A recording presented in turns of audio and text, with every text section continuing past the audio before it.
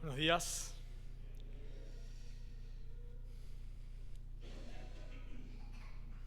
Gracias al Señor por las verdades que cantamos. Podemos meditar en ellas siempre que, como yo ya sé lo que voy a predicar, cuando estoy cantando voy conectando a veces lo que cantamos con cosas que vamos a estar viendo y bueno, qué precioso que lo que se canta, bueno, lo que el Señor dice en su palabra y no lo que se nos ocurre. Así que es realmente precioso. Vamos a continuar con nuestro estudio de 1 Tesalonicenses, así que les invito a abrir sus Biblias, por favor. 1 Tesalonicenses.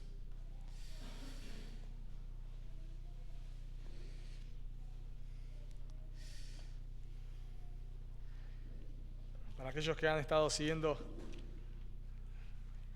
la serie, bueno, las personas que se congregan en esta iglesia, ya deberían saber qué es lo que toca, porque no puede tocar otro versículo. 1 Tesalonicenses, capítulo 5, versículos 25 al 28. 1 Tesalonicenses, capítulo 5, versículos 25 al 28, y hoy terminamos con nuestro estudio de Tesalonicenses. Vamos a orar una vez más y luego leemos. Señor, queremos realmente venir a ti una vez más, rogándote por este tiempo. Señor, pidiéndote que tú nos hables. No venimos a ti en oración como un ritual, no venimos a ti en oración por costumbre. Señor, no oramos ahora en este momento porque es lo que se suele hacer, sino porque te necesitamos, Dios, realmente. Te necesitamos, somos polvo que vuelve al polvo. Nada podemos ser por nosotros mismos. Somos débiles. Tú has puesto tu tesoro del Evangelio en vasos de barro, frágiles, como nosotros. Señor, y queremos, contrario a lo que hacía el rey de Babilonia, nosotros sí queremos reconocer en esta mañana que tú eres nuestro Dios y reconocer que te necesitamos, reconocer que el Altísimo reina y que, Señor, necesitamos de tu Espíritu Santo que nos ilumine para comprender tu palabra. Por favor, Dios. Rogamos que tú salves a aquellos que están en medio nuestro que no te conocen. Tú les llames, por favor, al arrepentimiento, a la fe, le des vida y tú nos edifiques, Dios, por favor, Padre. Lo pedimos en el nombre de Jesús. Amén. Dice la palabra de Dios: Hermanos, orad por nosotros, saludad a todos los hermanos con ósculo santo. Os conjuro por el Señor que esta carta se lea a todos los santos hermanos.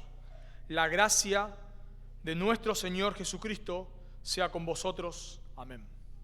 Una de las verdades que creemos en esta iglesia es que la Biblia es la palabra de Dios y creemos en lo que se llama la inspiración plenaria de las Escrituras. O sea, cada palabra que hay en la Biblia es palabra de Dios.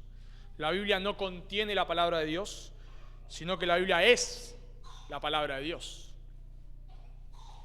Y eso quiere decir que cada cosita que tenemos en la Biblia, cada palabra, cada detalle es la palabra de Dios. Al punto de que Jesús dice en Mateo capítulo 5, ni una jota, ni una tilde, lo más mínimo, lo más minúsculo, lo que diríamos, bueno, esto no tiene sentido. Bueno, Jesús dice que nada de eso va a pasar, que todo eso se va a cumplir. En 2 Timoteo capítulo 3 dice que toda la escritura es inspirada por Dios y útil para enseñar, para redarguir, para corregir, para instruir en justicia, al fin de que el hombre de Dios sea perfecto, enteramente preparado para toda buena obra. Entonces, eso quiere decir que toda la escritura incluye las genealogías e incluye las salutaciones. Toda la escritura es inspirada por Dios y toda la escritura es útil. Entonces, bueno, si toda la escritura es útil, creemos que estos versículos de la salutación también es útil y también es palabra de Dios. Y creemos que, de vuelta, si creemos que toda la Biblia es la palabra de Dios, creemos que el Espíritu Santo guió a los autores humanos, en este caso a Pablo, a escribir esto. y nos los dejó.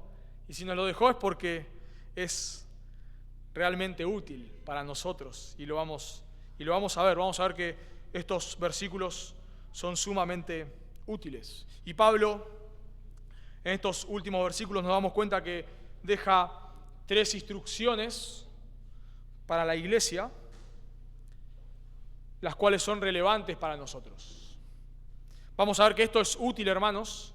Toda la Escritura es inspirada por Dios y estos versículos son útiles porque vamos a ver que estos versículos, y lo voy a comprobar, nos dan 3 aspectos o 4 aspectos, podemos decir, esenciales de la vida de la iglesia. Vamos a ver que no son comentarios aislados, sino que contienen cosas esenciales, aspectos esenciales de la iglesia que toda iglesia debe tener. Así que podríamos, de cierta manera, preguntarnos de qué se trata la vida de la iglesia. ¿De qué se trata? ¿Qué es lo que debe componer una iglesia? ¿Qué aspectos deben estar presentes en una iglesia? Y vamos a ver en este texto que Pablo nos va a dar 4 componentes que no puede faltar. No son los únicos, pero sí vamos a ver en este texto 4 componentes, 4 aspectos que no pueden faltar en la iglesia. Y nos vamos a dar cuenta porque Pablo da 2 imperativos en el texto. Orad y saludad, son 2 imperativos, 2 mandamientos. Y vamos a ver una palabra que usa Pablo ahí fuerte, conjuro, os conjuro por el Señor, lo cual no es un imperativo, pero hay algo, una demanda fuerte. Así que vamos a ver 4 componentes que no pueden faltar en la vida de la iglesia. Y el primer componente, muy claramente, lo notamos ahí en el versículo 25, es orad. Noten ahí muy claramente, hermanos, orad por nosotros. Y de vuelta esto es un mandamiento, es un imperativo, se conoce como tiempo presente, lo cual da la idea de oren continuamente por nosotros. Bueno, ¿quiénes son nosotros? Sabemos quiénes son nosotros por capítulo 1, versículo 1. Pablo, Silas y Timoteo a la iglesia de los tesalonicenses. Entonces nos damos cuenta que nosotros, orad por nosotros, es por los misioneros, por los fundadores, por Pablo, Silas y Timoteo. Y nos damos cuenta que este mandato que Pablo da acá de orar por ellos es algo que se ve repetidamente en la Escritura. A mí, una de las cosas que hago es que cuando veo algo así raro o algo como que parece aislado, lo que trato de ver es si esto está en otra parte de la Biblia, si Pablo lo manda en otra parte de la Biblia o hace referencia a esto. Lo mismo vamos a ver con el tema del ósculo santo. Y nos damos cuenta que, y eso nos sorprende, porque a veces hay aspectos de la Escritura que nosotros tenemos muy en mente, muy presente, entonces rápidamente lo conectamos. Pero a veces cuando vemos mandatos como estos, orar por nosotros, quizás decimos, ¿qué tiene que ver esto? ¿Es tan importante esto para Pablo? Y entonces salimos a ver qué es lo que dice en otras partes de la Biblia en cuanto a esto, y nos damos cuenta que Pablo todo el tiempo pide oración por él. Y eso lo que hace es que nos llame la atención que Pablo tantas veces haga referencia a esto. Por ejemplo, leemos en Romanos, capítulo 15, versículo 30, dice el apóstol Pablo, pero os ruego, hermanos, por nuestro Señor Jesucristo y por el amor del Espíritu, que me ayudéis orando por mí a Dios. ¿Se dan cuenta? O sea, Pablo le pide a los romanos, de vuelta, al final de su carta, lo cual también es llamativo, que oren a Dios por él. Le dice a los Pablo no conocía a los romanos, le dice a los colosenses, que tampoco conocía, perseverad en la oración, velando en ella con acción de gracias, orando también al mismo tiempo por nosotros, para que el Señor nos abra puerta para la palabra. Leemos en 2 Tesalonicenses, capítulo 3, versículo 1. Por lo demás, hermanos, orad por nosotros. Y hay muchos más versículos, que no lo voy a hacer porque no quiero gastarme todo el tiempo en esto, pero donde vemos una clara referencia que es importante, para Pablo es muy importante, que la iglesia ore por él. El escritor de Hebreos, que no sabemos quién es, también dice lo mismo en Hebreos 13:18. Orad por nosotros, y también es un imperativo en este caso. Orad por nosotros. Así que esto nos muestra, hermanos, por un lado, la humildad de Pablo, y nos muestra que Pablo era consciente que él no era Superman. Él era consciente que él, para cumplir con su ministerio, necesitaba de las oraciones de su pueblo. Más allá que él sea un apóstol enviado por Dios, más allá que él haya tenido revelación de Dios como un apóstol, él era consciente que necesitaba las oraciones de su pueblo. Incluso, hermanos, nos podemos a pensar aún, y es lindo obtener esta imagen, lo vemos al gran apóstol Pablo haciendo un ministerio sumamente impactante, ¿no? O sea, llevando el evangelio a un montón de lados, fundando iglesias. Pero qué llamativo es que detrás de eso, o sea, detrás de ese misterio, como si Pablo fuese, en un sentido, la cara visible, detrás de ese misterio de Pablo, había un montón de creyentes orando por él. Un montón, me imagino, obviamente, la iglesia de Antioquía, que era la iglesia que lo había enviado, pero no solamente la iglesia de Antioquía, un montón de iglesias que lo conocían como Tesalónica, iglesias que no lo conocían, como en el caso de Romanos o en el caso de Colosas. Así que nos damos cuenta, hermanos, que detrás de un gran ministerio, como es el ministerio del apóstol Pablo, hay un montón de creyentes orando y sosteniendo al apóstol Pablo en oración.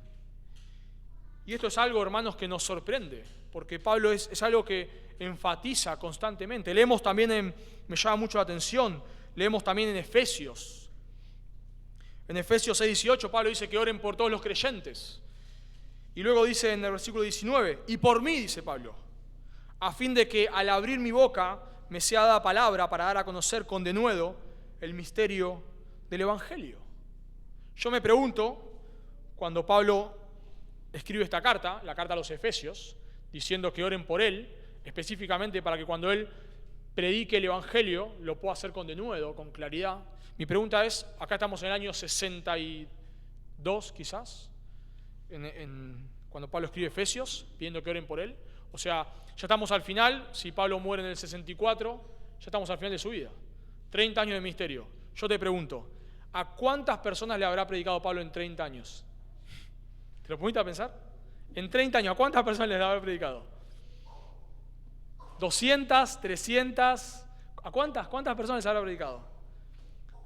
¿A cuántas clases de personas? Sabemos, Pablo estuvo frente a reyes como Agripa, como Félix. Le predicó a judíos, a eruditos, porque predicaban en las sinagogas. Predicó frente a filósofos, lo sabemos ahí en Atenas, en el Areópago, en Hechos 17. ¿A cuántas personas? ¿Cuántas personas les habrá predicado? Y llama la atención, hermanos, que al final de su misterio, Pablo dice, oren por mí, a fin de que al abrir mi boca me sea dada palabra para hablar con denuedo el mensaje del Evangelio. Bueno, porque él era consciente, hermanos, como dice Corintios, 2 Corintios 4:7, que el mensaje del Evangelio, el tesoro del Evangelio, habitaba en vasos de barro. Entonces él era consciente que la fuerza no estaba en él, y él era consciente que necesitaba que el pueblo de Dios ore por él. Pablo le dice a los romanos, ahí cuando leímos en Romanos capítulo 15, que pide oración por él. Él pide oración por él, dice el versículo 31, Romanos 15:31, para que sea librado de los rebeldes que están en Judea y que la ofrenda de mi servicio a los santos en Jerusalén sea acepta, para que con gozo llegue a vosotros por la voluntad de Dios y que sea recreado juntamente con vosotros. En este caso, Pablo en Romanos 15 no pide oración para poder predicar con denuedo, sino pide oración para que su ministerio prospere, para que él pueda llevar la ofrenda que tenía que llevar, para que él sea librado de hombres de Judea, de judíos que lo perseguían, para que pueda llegar a ellos, a los romanos. O sea que nos damos cuenta, hermanos, que Pablo necesitaba oración para predicar la palabra, pero Pablo necesitaba la oración de su pueblo para hacer el misterio. O sea, no es que Pablo lo que se proponía lo hacía. Si no sabemos, incluso a lo largo del estudio de Tesalonicenses, sabemos que era todo lo contrario. Casi que todo lo que Pablo planificaba no salía como él quería. No lo sabemos. La iglesia de Tesalónica la funda porque tiene que huir de Filipos, la iglesia en Berea lo mismo porque tiene que huir de Tesalónica, llega a Corinto escapando o yéndose de Atenas. O sea, casi que podemos decir que el ministerio de Pablo sale por por error de Pablo. O sea, no estaba dentro de sus planes. Pero Dios, por supuesto, estaba en los planes de Dios. Entonces entendemos que Pablo entendía que él necesitaba que el pueblo orara por él, que el pueblo de Dios orara por él. Y por supuesto, hermanos, esto es muy llamativo y lo conectamos con el contexto, que Pablo cuando escribe Tesalónica estaba en Corinto. Sabemos que estaba en Corinto por Hechos 18. Y sabemos que él llega a Corinto luego de, como dije antes, de ser azotado en Filipos, de ser perseguido en Tesalónica, de ser perseguido en Berea, de ser rechazado en Atenas. Así llega él a Corinto. Y Pablo le dice a los corintios que estuvo en medio de ellos, 1 Corintios 2:3, con mucha debilidad, con mucho temor. Así que probablemente Pablo está viendo la gravedad o la inmensidad del ministerio que tiene que hacer. Está siendo consciente Pablo de que no es fácil, de que él es débil. Y está, me imagino, ahí en Corinto con toda esta filosofía y todo lo que los corintios representaban. Y Pablo, imagino que debe estar pensando ahí, yo esto no puedo hacerlo. Esto es demasiado para mí. Y entonces pide, cuando escribe la carta a los tesalonicenses, escribe que oren por él. Y eso es una verdad, hermanos, que vemos, lo vimos en Pablo, lo vimos en el escritor de Hebreos, vemos otros lados. Es una verdad, hermanos, que nosotros necesitamos orar por los líderes. Y de vuelta me llama mucho la atención que si Pablo me mandase una carta a mí y me dijese orar por mí, yo pensaría, pero no lo necesitas, Pablo. Pensaríamos eso. La verdad es que nos cuesta, y somos sinceros. Pensamos en grandes hombres de Dios, o hombres que Dios usa hoy grandemente, y ¿no pensás que no necesitan de tus oraciones? ¿No lo pensamos en cierta manera? Pensamos en hombres, nuestros pastores, yo mismo, mis pastores, pienso en ellos, los misioneros, y digo, no hace falta que ore por ellos. Si ellos ya tantos años de ministerio, ya la tienen reclara, no hace falta. Pensá, no sé, si viniese, no sé, el pastor MacArthur y te dijese, por favor, orá por mí, quizás pensarías, no hace falta que ore por vos, John, no hace falta. Si mirá todos los años de ministerio que tenés, mirá cuánta teología sabes, no hace falta que ore por vos. Si viniese cualquier pastor conocido y te dijese lo mismo, diría, no hace falta. Y mucho más si fuese el apóstol Pablo el que te dijera que ores por él. ¿Orarías por el apóstol Pablo o pensarías, no hace falta que ore por Pablo? Bueno, sí hace falta. Sí hace falta. No orar por Pablo, pues ya está con el Señor. Pero sí hace falta orar por pastores. Y hace falta orar por hombres que están al frente de la batalla, porque son débiles. Me encanta, hermanos, una cita que saqué del comentario de MacArthur. Él cita a otro hombre y me encantó lo que dice. Este hombre escribe un libro y habla referente a la oración, a la necesidad de que la iglesia ore por los pastores. Y me encanta lo que dice este hombre. Dice lo siguiente, dice, es un tremendo desperdicio que se permita alguna vez la entrada de los ministros, o sea, de los pastores, a los púlpitos sin estar precedidos, acompañados y seguidos por las oraciones más fervientes de la iglesia. No sorprende que el púlpito sea tan carente de poder y sus ministros estén tan descorazonados cuando tan pocas personas sostienen sus brazos. La consecuencia de rechazar este deber se ve y se siente en el declive espiritual de las iglesias y se verá y se sentirá en la perdición eterna de los hombres.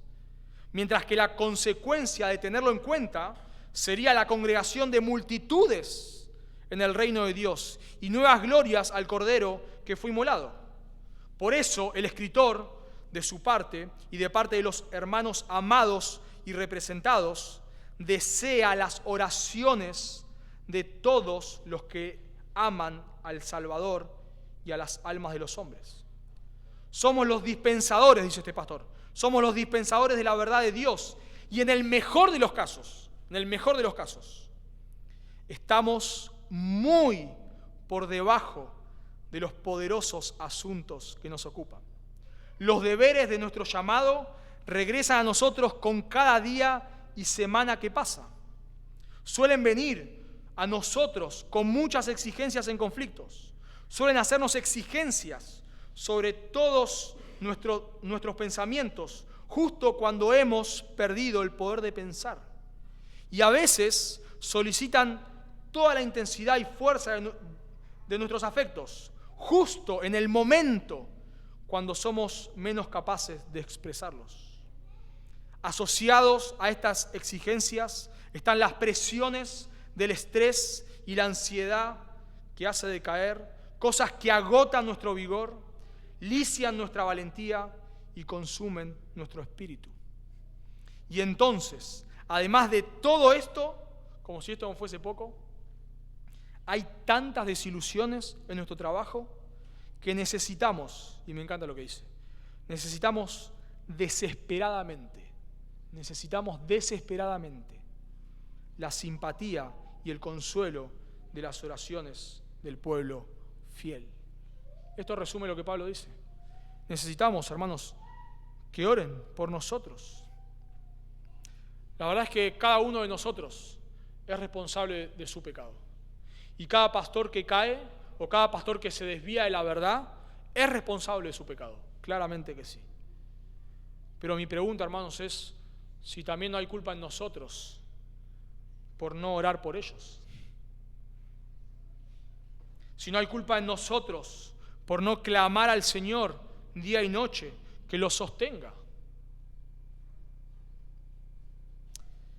Si yo me imagino, hermanos, si Pablo, luego de 30 años de ministerio, necesitaba oraciones del pueblo de Dios para predicar la palabra, ¿cuánto más nosotros? ¿Cuánto más nosotros? Mi pregunta es, ¿anhelamos una iglesia sana? ¿Anhelamos que el Señor mantenga esta iglesia fiel y nos ayude a proclamar fielmente la palabra de Dios? Pero lo que yo me pregunto es, ¿cuánto lo deseamos si no estamos doblando nuestras rodillas y clamando a Dios por los líderes, por los hombres que abren las Escrituras y la predican? ¿Cuántos pastores caen, hermanos, y nosotros no hemos orado por ellos? Necesitamos doblar nuestras rodillas, necesitamos orar por los pastores. Pienso ahora, el domingo que viene, el fin de semana, tenemos el taller de padres, va a venir Dardo a predicar. Y mi pregunta es, ¿cuánto hemos estado orando nosotros, ahí en nuestros hogares, como iglesia? ¿Cuánto hemos orado por eso? ¿Cuánto hemos orado por Dardo, que va a exponer la palabra? Pensamos que Dardo es un hombre de Dios, pero pensamos que Dardo es capaz en sí mismo. Pensamos que él no necesita, que él ya es un pastor de muchos años, ya es un hombre grande, con hijos grandes, con muchos años de ministerio, y pensamos que no necesita las oraciones del pueblo de Dios. Pensamos que no hace falta, va a venir Dardo, la tiene clarísima, ya está, no hace falta que oremos. Bueno, eso demostraría lo contrario de lo que dice este texto. Así como una clave del libro de los Hechos es la predicación de la palabra, lo cual vemos una y otra vez, la palabra crecía. Otra clave del libro de los Hechos es la oración. Todo el tiempo ellos están orando. Y debemos ser conscientes, hermanos, que cuando nosotros oramos a Dios, en este caso particular, por los líderes, que el Señor nos ayuda a mantenerse fieles en su integridad, en su preparación, en su disciplina, en su exposición de las Escrituras, Dios responde las oraciones. Ese es nuestro problema, hermanos. Pensamos como que la oración es un placebo, que nosotros oramos y no pasa nada. Creemos, por supuesto, hermanos, en la soberanía de Dios, 100%. Creemos que Dios es soberano y Dios va a hacer lo que Él quiera, eso está claro. Pero al mismo tiempo, ese mismo Dios soberano nos dice que Él va a obrar cuando su pueblo ore. O sea, ese mismo Dios que es soberano y va a hacer lo que Él quiere, ese mismo Dios nos dice, pedid y se os dará. Ese mismo Dios nos dice, bueno, cuando ustedes oren, yo voy a actuar, y si ustedes no oran, yo no lo voy a hacer. No pedís porque no tenéis, dice Santiago. Me llama mucho la atención, hermanos, en el libro de Jueces, dice, lo cual sabemos que ellos pecan, se rebelan contra Dios, claman y Dios los libera. Me encanta como dice el escritor de Jueces, ahí en capítulo 3, versículo 7, dice, hicieron pues los hijos de Israel lo malo ante los ojos de Jehová, y olvidaron a Jehová su Dios, y sirvieron a los Baales y a las imágenes de acera, y la ira de Jehová se encendió contra Israel, y los vendió en manos de Cusán Risataim, rey de Mesopotamia. Y sirvieron los hijos de Israel a Cusán de Risataim 8 años. Entonces, 8 años. Entonces, Clamaron los hijos de Israel a Jehová, y Jehová levantó un libertador a los hijos de Israel y los libró. ¿Por qué los libró? ¿Por el pacto abrámico? Claro que sí, por supuesto, por el pacto abrámico. Pero el texto, ¿por qué dice? Porque clamaron. Porque clamaron. Y me encanta, hermanos, me encanta cómo nos dice Moisés en Éxodo. Me encanta cómo él describe la liberación de Egipto. Me fascina. Dice Éxodo 2:23. Aconteció que después de muchos días, después de que murió José y el rey de Egipto, aconteció después de muchos días que murió el rey de Egipto y los hijos de Israel gemían a causa de la servidumbre y clamaron. Y me encanta, escuchen el vocabulario que usa Moisés. Y subió a Dios el clamor de ellos con motivo de su servidumbre. Y oyó Dios el gemido de ellos. Escuchen lo que dice Moisés. Y se acordó Dios de su pacto con Abraham, Isaac y Jacob. Y miró Dios a los hijos de Israel y los reconoció. ¿Se dan cuenta del vocabulario? Y se acordó Dios. ¿Cómo se acordó Dios? Si Dios no se olvida. Si Dios es omnisciente, ¿cómo que se acordó Dios? ¿Cómo que miró Dios? ¿Que Dios no sabía lo que estaba pasando en el pueblo de Israel? Claro que él sabía, por supuesto. Pero Moisés es un vocabulario que nos da a entender como que Dios actúa en base a las oraciones de su pueblo. ¿Se dan cuenta? Por eso usa este vocabulario. Es como que si Dios no supiese lo que pasa, claro que sabe. Como si él se hubiese olvidado, claro que no se olvidó. Pero este vocabulario nos da esa imagen de que Dios responde a las oraciones de su pueblo. Ahora, claro, por supuesto, Dios iba a cumplir con su pacto, porque Él hizo un pacto con Abraham. Pero aún así, hermanos, el escritor nos quiere dar a entender, Moisés en este caso, que Dios está respondiendo a las oraciones de su pueblo. Dios los está librando porque su pueblo ora. Leemos en Hechos 4:29, luego de que los apóstoles son perseguidos. Dice Hechos 4:29, y ahora, Señor, está la iglesia reunida orando, mira sus amenazas y concede a tus siervos que con denuedo hablen tu palabra, mientras extiendes tu mano para que se hagan sanidades y señales y prodigios mediante el nombre de tu santo Hijo, Jesús. Y dice el versículo 31, Hechos 4:31, cuando hubieren orado, el lugar en que estaban congregados tembló, y todos fueron llenos del Espíritu Santo y hablaban con denuedo la palabra de Dios. ¿Qué hicieron ellos? Se juntaron y oraron. ¿Y qué hizo Dios? Respondió las oraciones. Así que, hermanos, nosotros no tenemos que caer en el falso concepto de, bueno, ¿para qué voy a orar por los pastores? Dios los va a sostener. Que Dios se encargue. Dios sabrá. Dios es soberano, así que Dios va a hacer lo que Él quiera. Sí, es verdad, claro que sí. Y Pablo sabía que Dios era soberano. Pero aún así Pablo pedía que oren por ellos, porque necesitamos las oraciones del pueblo. Si nosotros queremos, en un sentido, hermanos, una iglesia sana, bueno, necesitamos orar por eso. Si nosotros queremos, oramos ahora, el domingo tenemos el taller de padres, y queremos que Dios use su palabra, ¿qué tenemos que hacer? Orar. Y quizás vos no hayas estado involucrado en nada de la actividad, no hayas estado preparando nada. Pero si has estado orando para que el Señor use su palabra el sábado y el domingo que se está predicando, has estado sirviendo al Señor. Claro que sí. Porque es lo que debemos hacer. Y un detalle más, hermanos, que vemos en el texto, precioso, es que nuevamente la oración está en el contexto de la iglesia reunida. Es la iglesia reunida. ¿Por qué digo esto? Bueno, porque noten el versículo 26. Saludados a todos los hermanos con ósculo santo. ¿Para eso qué tenés que hacer? Estar reunido, claro. En el versículo 27 dice, os conjuro por el Señor que esta carta se lea a todos los hermanos. ¿Cómo se lee a todos los hermanos? Bueno, no es que van casa, ahora vamos a ver, no es que van casa por casa leyendo de la carta a cada uno, sino a la iglesia reunida. Entonces entendemos por el plural, hermanos, es que Pablo espera obviamente que la iglesia ore en sus casas, pero también que la iglesia se reúna para orar al Señor. Y la iglesia unida clamando al Señor para que Dios sostenga a los pastores y prospere el ministerio. Ahora, no es que oramos por los pastores porque ellos son un fin en sí mismo. Oramos por ellos porque estamos interesados en el reino de Dios. Y claro, los amamos y no queremos que caigan porque los amamos. Pero además de eso, porque cuando caen, detrás de eso causan mucho daño. Mucho daño. Así que uno de los componentes que no puede faltar en la iglesia, hermanos, es la oración. Es la oración. El segundo componente que no puede faltar en la iglesia es el amor entre los hermanos. Noten, segundo imperativo, en el versículo 26. Saludad a todos los hermanos con ósculo santo. Nuevamente es un imperativo.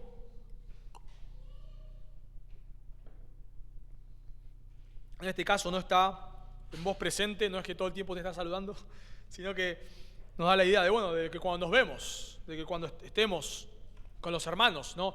Es una aorista, no hace referencia a un tiempo puntual. La idea es que cuando nos reunimos, cuando nos vemos, debemos saludarnos. Ahora, claro, a primera vista nosotros decimos, ¿hace falta un mandato a saludar? ¿Es tan importante esto de saludarnos? Bueno, de vuelta, como dijimos en el versículo 25, salimos a ver si esto aparece en otras cartas. Y nos sorprende. Nos sorprende cuando buscamos en qué otras partes se manda esto y notamos que vemos 4 imperativos más, exactamente iguales. Romanos 16:16, saludaos los unos a los otros con ósculo santo. 1 Corintios 6:20, saludaos los unos a los otros con ósculo santo. 2 Corintios 13:12, saludaos unos a otros con ósculo santo. 1 Pedro 5:14, saludaos unos a otros con ósculo santo. O sea, 4 imperativos, 5 con 5 ocasiones donde se manda a saludarse. Bueno, ¿por qué este mandato? ¿Por qué es tan importante? ¿Por qué se repite tanto? Si vos hoy entraste a la iglesia y no saludaste a tu hermano con un ósculo santo, ¿estás en pecado? Bueno, no estás en pecado. Debemos entender el contexto en el cual esto se escribe y entender que los besos, los saludos con besos, no se daban a cualquier persona. Se daban solo entre familiares o a superiores, en la mano, por ejemplo. Pero el beso, de esta manera, que Pablo manda acá, es entre familiares. Lo vemos en la Escritura, lo vemos, por ejemplo, en Génesis 33:4. Dice, pero Esaú corrió a su encuentro de Jacob y le abrazó y se echó sobre su cuello y le besó. ¿Se dan cuenta? Esaú corre, se encuentra con Jacob, lo abraza y lo besa. Génesis 45:14, luego de que José se da a conocer a sus hermanos, dice, y se echó sobre el cuello de Benjamín, su hermano, y lloró, y también Benjamín lloró sobre su cuello, y besó a todos sus hermanos. ¿Se dan cuenta, hermanos? Era un saludo entre familia. En Génesis 31:28, Labán le dice a Jacob, pues ni aún me dejaste besar a mis hijos y a mis hijas. El beso era entre familia porque representaba intimidad, relación. No se besaba a cualquier persona, era entre familiares. Por eso, hermanos, es tan grave lo que hace Judas. En Mateo 26:48 dice, y el que le entregaba les había dado señal diciendo, al que yo besare, ese es, prendedle. Y enseguida se acercó a Jesús y dijo, salve maestro, y le besó. Por eso es tan grave esto. Judas lo besa como representa intimidad eso, relación cercana, amistad. Besa al Señor Jesús y con ese beso lo entrega. Así que nos damos cuenta que el beso representaba intimidad, cercanía, familiaridad. Y es probable, no lo sabemos, pero es probable que esto salga de Mateo 12:46, donde cuando viene a buscar a Jesús y le dice, tus hermanos, tu madre y tus hermanos están afuera. Y Jesús mira alrededor a sus discípulos y dice, ¿quién es mi madre y mis hermanos? He aquí, mi madre, mi hermana y mis hermanos. Entonces, es muy probable que este saludo sea una representación a que la iglesia es familia. Con respecto al beso, muchos no, pero algunos comentaristas hacen referencia a que era un beso en la boca. Bueno, no creemos que sea un beso en la boca. Algunos dicen que era un beso en la boca porque citan a Clemente de Alejandría. Clemente de Alejandría, en uno de los escritos, dice que el beso debe ser a boca cerrada. Eso es todo lo que dice. El beso debe ser a boca cerrada. Entonces, bueno, de ahí sacaron 1000 conjeturas y una de ellas es que era un beso en la boca. Pero la verdad, hermanos, es que no tenemos una referencia a que sea un beso en la boca. Cuando vemos en la Escritura los besos que se daban entre hermanos, no era un beso en la boca, no era un beso sensual. Cuando vemos besos como referente a besos en la boca, lo vemos en Proverbios, lo vemos en Cantar de los Cantares, donde son referencias al matrimonio, pero fuera del matrimonio no vemos que sean referentes a besos en la boca. Entendemos que era un beso quizás en la mejilla, en la frente, bueno, no lo sabemos, pero claramente no era un beso en la boca, no era un beso erótico. Y este beso, nuevamente, representaba familiaridad. Ahora, nosotros nos saludamos con un beso en el cachete, así que podríamos decir que no estamos pecando, pero muchas iglesias no. Muchos creyentes alrededor del mundo nos saludan con un beso en la boca. Si has estado no sé, o has hablado con un norteamericano y lo querés saludar con un beso en el cachete, tené cuidado. Tené cuidado porque no te puede ir muy bien, porque está mal visto. Entonces, ¿estarían pecando ellos? No, no están pecando, porque entendemos que el punto es la familiaridad y no tanto el beso en sí. ¿Cómo lo sabemos? Porque luego leemos los padres de la iglesia, rápidamente empezaron a cambiar esto. Acá dice saludar a todos los hermanos, o sea, hombres y mujeres. Pero cuando leemos la historia de la iglesia empezamos a ver que ya dijeron no. Entre hombres y mujeres no, las mujeres con las mujeres, los hombres con los hombres. Y ya, bueno, y el beso debe ser de tal manera, y de tal, bueno, empezaron a poner un montón de reglas, porque todo esto se desvirtuó.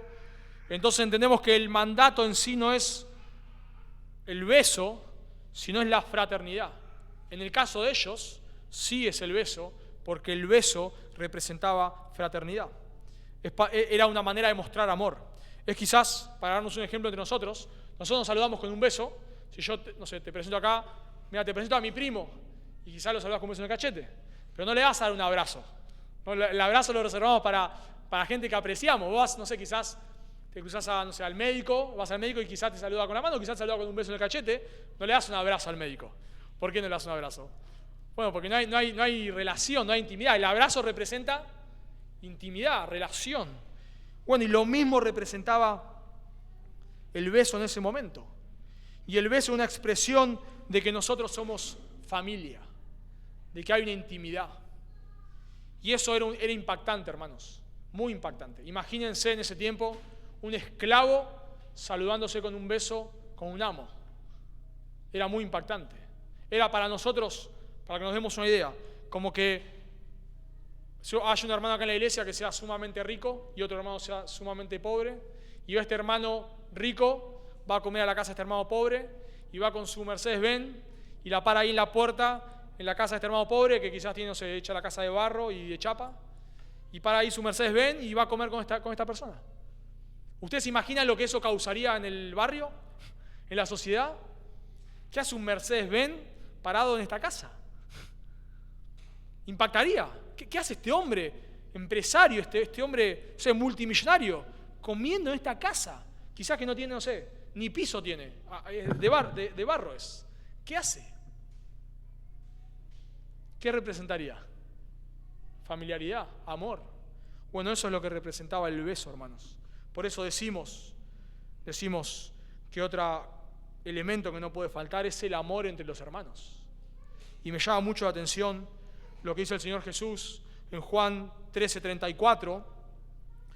Dice el Señor Jesús, texto conocido: un mandamiento nuevo os doy, que os améis unos a otros como yo os he amado, que también os améis unos a otros. Y dice el versículo 35, en esto, como si estuviese señalando, en esto conocerán todos que sois mis discípulos, si tuvieres amor los unos por los otros. ¿De qué manera la gente va a reconocer que somos discípulos de Jesús? Si sabemos griego, esta persona sabe griego, así que debe ser un discípulo de Jesús. Esta persona sabe hebreo, así que debe ser un discípulo de Jesús. Esta persona cursó panorama del Antiguo Testamento, así que debe ser un discípulo de Jesús. No, nada de eso dice. Esta persona ha leído teología sistemática, así que debe ser un discípulo de Jesús. No. Si tuvieres amor. ¿Te pasó alguna vez que has hablado con una persona, o quizás hasta una iglesia, donde realmente la persona te impacta la teología que sabe? Muchísima teología. Un erudito. Pero un hombre frío, un hombre que no tiene amor por las personas, un hombre indiferente. ¿Te dan ganas de estar en esa iglesia? ¿Te dan ganas de estar con esa persona? Decís, wow, qué bendición. Mirá todo lo que sabe de griego. No te importa, de verdad no te importa. No querés estar con la persona, no te interesa. ¿Y qué pasa cuando hablas con un hermano que quizás no tiene la gran teología, no sabe ni griego, ni hebreo, ni quizás no tiene tanto conocimiento, pero ves el amor que tiene por el Señor y por los hermanos? ¿Qué te pasa? Ves que realmente te ama, lo ves en la práctica, no porque te lo dice, porque lo ves. ¿Qué te pasa con esa persona? ¿Querés estar? ¿Te impacta su vida? Bueno, de la misma manera, hermanos, por eso decimos que un elemento que no puede faltar es el amor. Nosotros necesitamos demostrar amor, quizás no sea a través de un beso o un ósculo santo, como dice acá, quizás sea de otra manera, pero necesitamos demostrar amor. La gente que viene a esta iglesia debe ver que nosotros nos amamos. Y eso impacta. Eso, no nos damos cuenta, pero eso impacta. Yo lo sé porque he hablado con personas que han llegado a nuestra iglesia sin estar, digamos, en todo el proceso de fundación, etc. Han llegado acá y cuando he hablado con ellos, lo remarcan. Y para mí es precioso eso. Que una de las cosas que le ha impactado es el amor de los hermanos. Quizás nosotros hacemos mucho énfasis en la exposición de las Escrituras. Y quizás piensan llegar a esta iglesia y pensar acá estamos todos con caras largas, no nos hablamos, somos todos legalistas y estamos todos ahí mirándonos de reojo a ver quién sabe más. Y nada que ver. Y eso es precioso. Y les impacta ver que entran acá y somos personas comunes que tratamos de amar a otros, que a veces nos peleamos y tratamos de amarnos y de perdonarnos. Y eso impacta, eso impacta. Estamos acostumbrados al individualismo y yo sé porque uno también lo ve y lo ha vivido, que viene gente a la iglesia y se va rápido. Y nosotros nos vamos rápido y queremos charlar y queremos compartir. Y no nos damos cuenta, ni nos damos cuenta nosotros en realidad eso, cómo impacta. Pero eso impacta. Y lo vemos, hermanos, porque es lo que el Señor Jesús decía. En esto consideran todos que son discípulos, si tenéis amor unos por otros. Y vemos cómo impacta a veces que personas se pongan a hablar y hermanos se crucen y uno ayuda a otro. Y eso impacta de maneras que ni nos imaginamos. La comunión. Recuerdo algo que me llamó la atención. Hace unas semanas a Nahue se le había roto el auto enfrente de casa. Y yo llegué y estaba ahí un grupo de hermanos tratando de arreglar el auto. No todos estaban tratando de arreglar, como siempre uno trabajaba, el otro estaban tomando mate. Y estaban todos ahí y estaban parados en el garage de un hombre. Y se ve que yo cuando llegué, se ve que ya el hombre sabía que el auto estaba roto. Entonces cuando sale este hombre y estaba yendo de la casa, le dicen, ya te estamos terminando, tranquilo, ya nos vamos, le dice. Y el hombre le dice, no, quédense lo que quieran, no hay problema. Y después el hombre dice, me llama la atención como ustedes están acá, riendo entre todos, charlando. Yo si me hubiese roto el auto así, estaría súper enojado. Están acá charlando, lo más bien. A nosotros nos llamó la atención. Cuando era mi auto, quizás si no se te ha enojado, pero al hombre le llamó la atención. Claro, le impactó todo ahí, charlando, tomando mate, comiendo, mientras uno arreglaba el auto. Impacta, hermanos. Claro, nosotros nos llamó la atención. ¿Por qué dice eso? ¿Por qué dice eso este hombre? Porque impacta, hermanos. Impacta. Impacta porque el Señor así lo dice en su palabra. Y por eso Pablo impactaba que estas personas saluden con ósculo santo. Entonces vemos 4 componentes que no puede faltar. El primero es la oración. El segundo es el amor entre los hermanos. El tercero es la instrucción bíblica. Noten versículo 27. Os conjuro por el Señor que esta carta se lea a todos los santos hermanos. Tenemos 2 imperativos que es orad y saludad. os conjuro no es un imperativo, no es un mandamiento, pero es una palabra que habla de poner algo bajo juramento. O sea, habla como de un compromiso fuerte.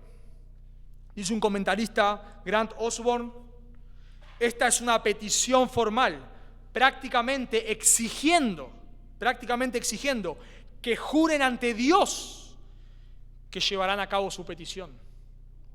Dice otro comentarista, Michael Martin, Pablo en efecto estaba requiriendo un juramento de los destinatarios de la carta de que la harían leer a todos los hermanos. El garante del juramento era el Señor, de quien se esperaba un juicio si no cumplían este juramento. O sea, es como que ellos estaban jurando, Pablo los pone en compromiso como cuando el sumo sacerdote le dice a Jesús, te conjuro por el Dios viviente que me declares si eres el Cristo. Y ahí Jesús dice, como que te ponen en aprietos, ¿no? Como que, bueno, es algo que tenés que hacerlo. Y acá dice Pablo, os conjuro que esta carta se lea. Es algo fuerte. Deben hacer, no, o sea, no es un mandamiento, pero es, si ustedes no lo hacen, el juicio de Dios va a caer. Y esto, hermanos, nos muestra, así como la oración nos muestra la necesidad que tenemos como iglesia de orar por los pastores y los líderes, así como el saludar nos muestra la necesidad que tenemos de amarnos unos a otros, este os conjuro de que se lea la carta nos muestra, hermanos, la centralidad de las Escrituras. Las Escrituras son centrales en la iglesia. De vuelta, hermanos, si miramos un mandamiento similar en 1 Timoteo 4:13, Pablo dice, por tanto, entre tanto que voy, ocúpate, mandamiento, ocúpate en la lectura, la exhortación y la enseñanza. 2 Timoteo capítulo 4, versículo 1 y 2, te encarezco delante de Dios y del Señor Jesucristo, que juzgará a los vivos y a los vivos y a los muertos en su manifestación en su reino. Similar a esto, os conjuro, muy similar. Pablo hace como llama a Dios como testigo. Y luego le dice a Timoteo que prediques la palabra. Así que nos damos cuenta, hermanos, que la enseñanza bíblica es central. Es central en la iglesia. ¿Y por qué decimos la enseñanza bíblica? Si Pablo dice que se lea esta carta. Decimos la enseñanza bíblica porque los escritores sabían, en este caso Pablo, cuando estaban escribiendo, ellos sabían que estaban escribiendo la palabra de Dios. Ellos sabían que esto que decían tenía autoridad de Dios. Lo sabemos, hermanos, por ejemplo, porque nosotros leemos en 1 Corintios 14:37, dice Pablo, si alguno se cree profeta o espiritual, reconozca que lo que os escribo es mandamiento del Señor. Así que Pablo, cuando le escribe a los corintios, es consciente que eso que le está escribiendo es palabra de Dios. Y en este caso era algo nuevo, porque ahí trata todo el tema de los dones, que no se trata en otras partes de las Escrituras. ¿Por qué Pablo dice eso? Porque él sabía. Yo no puedo decir, hermanos, por ejemplo, hermanos, les mando en el Señor que cuando canten se pongan de pie. No tengo autoridad para hacer eso. No tengo autoridad. Salvo que la tuviese, pero no la tengo. Ahora, si yo fuese un apóstol y digo, les mando que se pongan de pie, porque el Señor se los manda, estoy diciendo que esto que le estoy diciendo es palabra de Dios, pero palabra nueva, porque en realidad no se mandaba en el Antiguo Testamento. Entonces nos damos cuenta que los escritores, cuando escribían, ellos eran conscientes de que estaban escribiendo con autoridad del Señor, como los profetas. Pero a su vez, no leo todo por tiempo, pero en 2 de Pedro, capítulo 3, versículos 15 y 16, 2 de Pedro, capítulo 3, versículos 15 y 16, el apóstol Pedro pone al mismo nivel el Antiguo Testamento que los escritos de Pablo.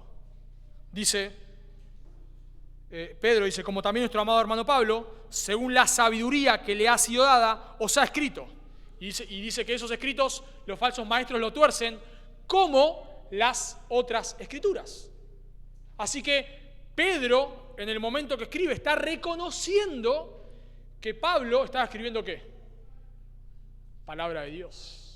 al igual que los escritores del Antiguo Testamento. Y Pablo dice en 1 Timoteo 5:18, no pondrás bozal al buey que trilla. Dice, pues la Escritura dice, no pondrás bozal al buey que trilla, y digno es el obrero de su salario. O sea, Pablo está diciendo, cita Deuteronomio y cita Lucas, y dice, ambas cosas son Escritura. Dice un teólogo, McCune, dice, Pablo escribió esta epístola de 1 Timoteo alrededor del año 62 o 63, y el Evangelio de Lucas se escribió probablemente antes del año 60. De aquí que este versículo constituye una evidencia más de que los escritos que hoy llamamos escritura neotestamentaria fuesen reconocidos como tal, estando aún en vida sus autores. ¿Qué quiere decir eso? Que cuando los apóstoles estaban escribiendo, ya con ellos en vida, ya se reconocía que lo que escribían eran palabras de Dios. Ya se reconocía que lo que escribían tenía autoridad de Dios. Entonces, hermanos, es por eso que Pablo ordena que esta carta se lea a todos los hermanos. ¿Por qué? Porque Pablo reconoce que esta carta tiene autoridad divina. Y como no lo hacemos por tiempo, pero como sabemos, hermanos, en varios lados de la Escritura, como he citado antes, donde cita una y otra vez la importancia de la predicación de la palabra, como en Timoteo, ¿no? Te encarezco delante de Dios y del Señor Jesucristo, que jugará a los vivos en su manifestación, en su reino, que prediques la palabra. Entonces nos damos cuenta, hermanos, que la Escritura es central. La oración, la comunión y la palabra. Es central. Y nos damos cuenta que es central por otros mandamientos, pero también por, como Pablo dice, os conjuro, los pongo en aprietos. Tienen que leer esta carta, porque esta carta es palabra de Dios. Así que, hermanos, si nos podemos a pensar, todo lo que se hace en la iglesia se desprende de la palabra de Dios. Lo que cantamos, lo que charlamos, lo que oramos, todo se desprende de la palabra de Dios. Y cuando nosotros quitamos la palabra de Dios, la iglesia deja de tener rumbo, deja de tener sentido. Pero hay algo más en el texto que me llama la atención, y es que Pablo dice, os conjuro por el Señor, que esta carta se lea a todos los santos hermanos, lo cual nos habla de la iglesia congregada, de la iglesia reunida, o sea, de alguien que se para, lee la Escritura, lee en este caso la carta de Pablo, y me imagino que la explica, que, no sé, que hará referencia a otras partes de las Escrituras. Sabemos, como el Señor Jesús ahí en Lucas 4, que saca el libro de Isaías, se lee el libro de Isaías, lee una parte de la Escritura, lo cierra y explica. Esta Escritura habla de mí, dice Jesús. Sabemos por lo que le cité antes de Pablo, que Pablo dice, ocúpate en la lectura, la exhortación y la enseñanza. Entonces sabemos que las personas abrían, leían, y luego se enseñaba, se explicaba y se exhortaba, similar a lo que hacemos nosotros acá. Entonces nosotros sabemos, hermanos, y Pablo dice que se lea cuando la iglesia está reunida, porque, como ya hemos dicho en otras ocasiones, cuando la iglesia está reunida, hay algo que es distinto. Y nosotros tenemos que aprender eso, hermanos. No es lo mismo, y lo hemos dicho muchas veces, no es lo mismo que vos escuches un sermón por internet que lo hagas en la iglesia local. No es lo mismo. ¿Y saben por qué no es lo mismo? Porque Dios promete morar en medio de su iglesia. Pablo dice en 1 Corintios 3:16, ¿no sabéis ¿no sabéis que sois templo de Dios y que el Espíritu de Dios mora en vosotros? Y nosotros decimos, habla de la morada del Espíritu en el creyente. No, sí en 6, pero en 1 Corintios 3 habla de la morada de Dios en la iglesia. Y Efesios 2:21 dice, en quien vosotros también, 2:22, en quien vosotros también sois juntamente edificados para morada de Dios en el Espíritu. Entonces nos damos cuenta, hermanos, que cuando la iglesia está reunida, Dios obra de una manera especial. Y nosotros tenemos ese conflicto. Y no lo tenemos nosotros solos. Lo tenían los judíos en el Antiguo Testamento. Cuando Salomón construye el templo, ¿qué dice en su oración? Los cielos de los cielos no te pueden contener. ¿cuánto más este templo? Pero Dios, y mi pregunta es, en el Antiguo Testamento, ¿dónde moraba Dios? En el templo. ¿Pero Dios era omnisciente en el Antiguo Testamento? Sí, claro que sí, porque es Dios y es inmutable. O sea que Dios en el Antiguo Testamento moraba en todos lados, estaba en todos lados. Pero Él había prometido morar de una manera especial, ¿dónde? En el templo, al punto de que dice, cuando ustedes vengan a este templo y oren a mí, yo los voy a escuchar. O sea, la presencia de Dios en el templo está de una manera especial. Y cuando nosotros nos trasladamos al Nuevo Testamento, vemos que no hay un templo físico. Pero ¿quién está? La iglesia. Y Dios promete morar ¿dónde? En la iglesia. Entonces nos damos cuenta que Dios mora dentro de cada creyente de manera individual, pero Dios mora de manera especial en la iglesia. Y es por eso que de alguna manera, y no somos místicos, pero lo creemos porque la Biblia dice, de alguna manera que no entendemos, porque no lo entendemos, cómo es que Dios está en todos lados, pero está de manera especial en su iglesia, no lo entendemos, Dios promete habitar de una manera especial. Y así, lo podemos pensar en todos, hermanos, piensen en el infierno. ¿Dios va a estar en el infierno? Sí, porque es omnisciente, claro que sí. Pero lo que va a estar es el juicio de Dios. Pero de otra manera se dice que Dios va a estar en el cielo. ¿Por qué? Porque Dios va a habitar en medio de su pueblo y Dios va a morar de cierta manera, de manera específica en medio de su pueblo. Y lo mismo pasa hoy en la iglesia, hermanos. Dios está de manera especial cuando nos reunimos. No importa ni cuántos seamos, si estamos en este lugar, en otro, si nos reunimos en una plaza, no importa. Pero Dios habita de manera especial. Y los escritores lo sabían y por eso constantemente hacen referencia a la lectura pública de las Escrituras. Y yo, solo el último punto va a ser muy breve, pero sí quiero hacer reflexionar en esto. Porque lo he visto y porque sé que lo pueden comprobar en sus vidas. Yo sé que muchos de ustedes, antes de que se fundara la iglesia, antes de quizás los que no estuvieron cuando se fundó la iglesia, antes de que llegaran a la iglesia, sé que escuchaban predicaciones por internet, excelentes, de verdad. Probablemente las predicaciones que escuchaban por internet sean mejor que cualquier predicación que predicamos acá. Lo más probable. Excelentes predicaciones. Excelentes sermones, excelentes pastores, hombres fieles. Pero no han crecido en el Señor como lo han hecho cuando están en la iglesia. Con predicaciones menos teológicas, menos quizás expositivas, con hombres menos preparados, pero han crecido más. ¿Por qué? ¿Por qué? Bueno, porque Dios así lo promete, hermanos. Porque Dios promete morar de manera especial en su iglesia. Y porque cuando vos te quedás en tu casa mirando internet, o aún mirás la predicación que predicamos hoy por internet, no es lo mismo. Porque la presencia de Dios está de manera especial. No porque nos caigamos al piso y todos saben, no hace falta que lo aclare. Ni nada de eso. No porque estemos hablando en lengua ni nada de eso. Sino porque lo creemos por la fe, hermanos. Porque los textos que acabé de citar, y podría citar más, lo dice. Y por eso debemos congregarnos. Y por eso debemos venir a escuchar la palabra de Dios y hacer el esfuerzo. Porque Dios promete, hermano.